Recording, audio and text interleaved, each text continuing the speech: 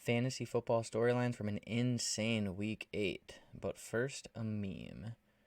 DJ Moore and Terry McLaurin looking like the receivers we drafted with their backup quarterbacks. I don't know if there's a problem with Carson Wentz and Baker. Well, probably with Baker, but maybe they just have a better repertoire with PJ Walker and Taylor Heineke. But I love to see it, and I think you can probably put them both in your lineups, at least in good matchups, and possibly going forward completely with the talent they have. So, especially with Terry McLaurin, it makes me feel real good. Let's get into the video.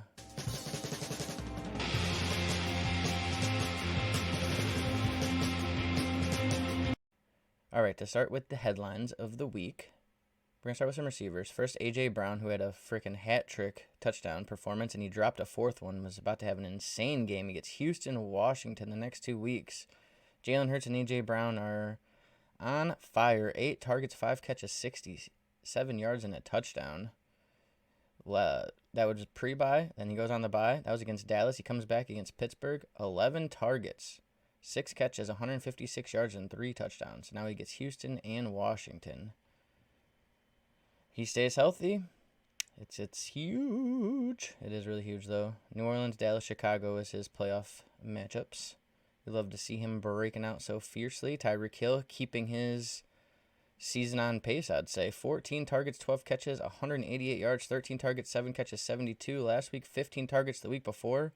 He is a volume machine, man. 188 yards with no touchdown. He still scored 32 fantasy points against Detroit. He gets Chicago and Cleveland before the bye. And out of the bye, he gets Houston. The next 3 out of 4 weeks besides the bye.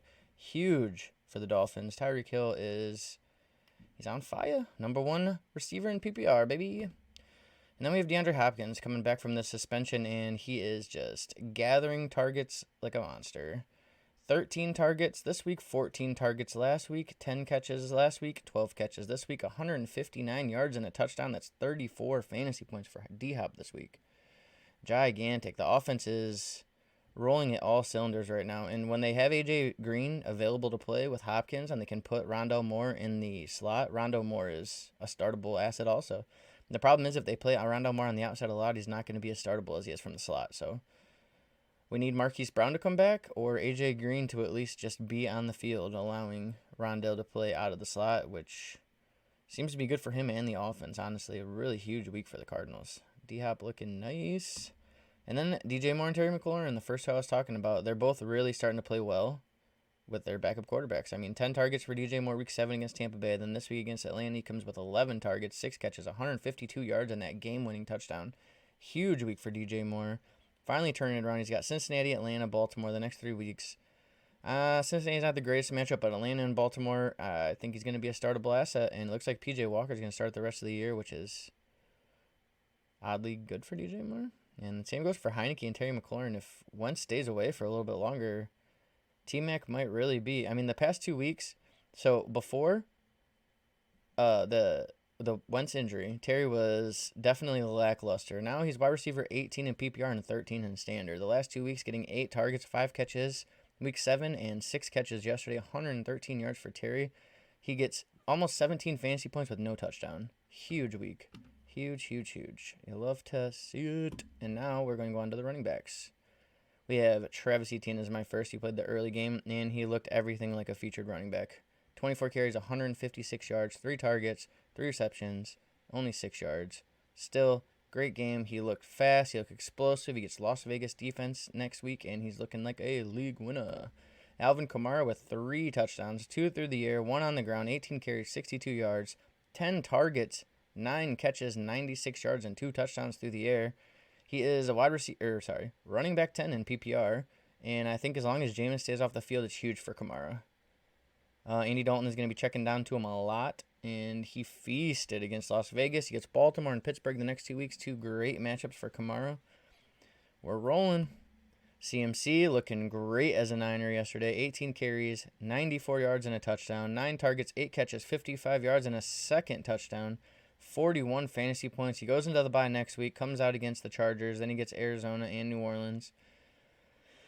I mean, you drafted him to be this guy, running back 2 PPR. You cannot be upset about that. And Tony Pollard showing us why a lot of people are starting to think he's probably a better running back than Zeke. It's just unfortunate how much money Zeke is owed.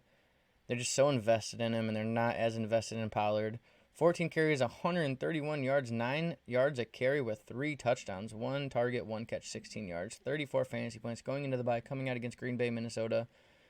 It all depends on Zeke's health, and he's probably not going to be hurt for very long, so I think Pollard is going to be a startable asset. He's probably going to end up a wide running back 2, maybe a high-end running back 3, but it's just unfortunate the timeshare they're having there in Dallas because Tony Pollard would be a top 5 fantasy running back if he was the lead back. Then we have D'Onta Foreman, the other rookie running back. There's nothing to really say. 26 carries, 118 yards, 3 touchdowns. He got all the carries with no Chuba Hubbard. If Chuba comes back next week, they're going to kind of eat into each other's workload, so I don't know if either of them are going to be smash starts. But he gets Atlanta in 2 weeks again, and he had a huge week against Atlanta this week. I think that Chuba will at least come and take the third down work from him, though, unfortunately. I'd keep an eye on him. He's for sure worth rostering and possibly starting week in and week out, so we will find out. And the last name on the list is Derrick Henry, the Texans owner.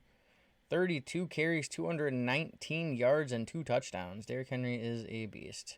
If he stays healthy, he's going to be in it till the end. He's going to keep you in it till the end. So I just wanted to mention him in here. I know I guess it's a headline of Week 8, but he always owns the Texans. So what is new? All right, guys, thank you for watching. What was your favorite part of Week 8?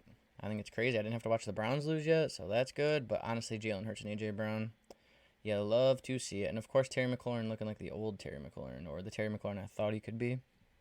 Same with DJ Moore. There's a lot of good from Week 8, man. Really fun week of fantasy football. I really do appreciate you guys. If you like our content, you should check out our Spotify for our full-length podcasts. And, yeah, thank you.